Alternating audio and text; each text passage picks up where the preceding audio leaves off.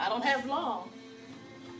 If you want to interview, my show is getting ready to start, and I don't let anybody make me late.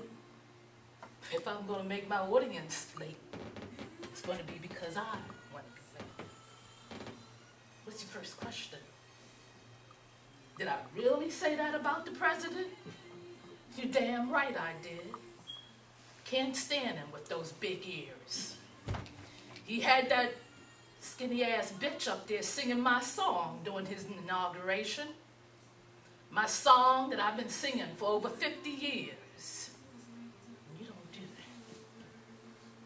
that.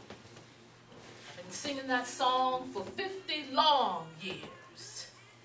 And I sing it with purpose. You see, I was taught by the best. When I was 22, I was singing on stage. And they told me that Dinah Washington was in the audience. And I thought I was going to be cute. And I got up, instead of doing my regular performance, I sang her song, Unforgettable. And in the middle of the song, I heard all these dishes and all clash to the floor.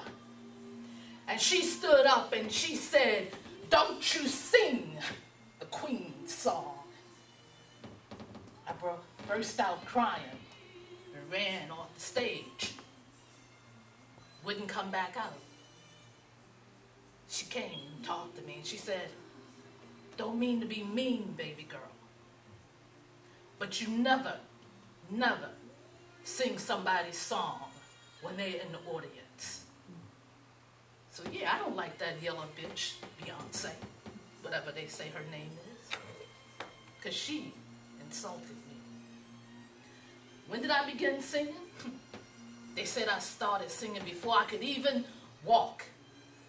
I would crawl over to the jukebox and move to the music. I would cry when the songs went off. My mama, not the one that birthed me, the one that raised me, took me to church. And she introduced me to the minister, to the director of the choir, that's who he was.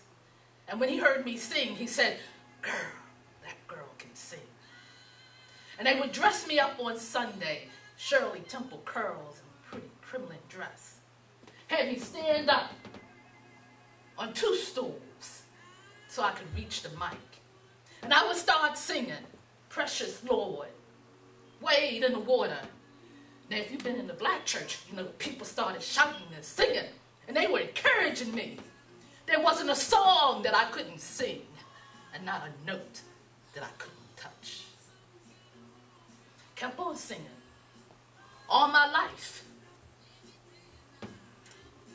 I belonged to a group. We did doo-wop. And I wrote music. Let me let you hear this song. I wrote it.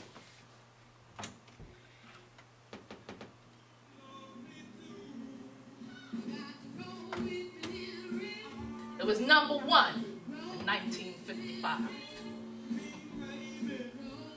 When I was 14, James Otis saw me in the girls. And he came over and he asked me, "How old are you?" I said, 18. He knew I was lying. And he said, "Give me a note from your mama and you can go on tour."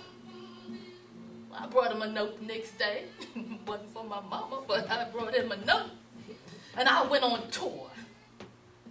Oh, I traveled and I sang and messed with the best of them. Otis Redding, Sam Cooke, Ruth Brown, Johnny Guitar Wilson. I saw a lot of things that a 15-year-old shouldn't have. Back in those days on the Chitlin Circus, when you had to sleep in the back row, what they call the nigger row then. Didn't want the white people to see us. When we brought food, because we couldn't go into the restaurant, and we would go cook in the park. Take some time there. I saw a whole lot of things. Sex, music, abusing, men, and the drugs.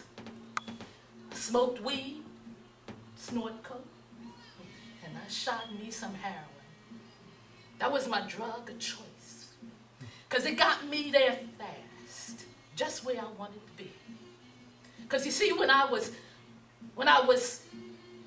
sober, I was in pain, and I was in rage, and I was vulnerable. But boy, when I was high, nobody could touch me. I lived to get high, and I would do anything. I stole the instruments from the band. Didn't know anything about it the next morning.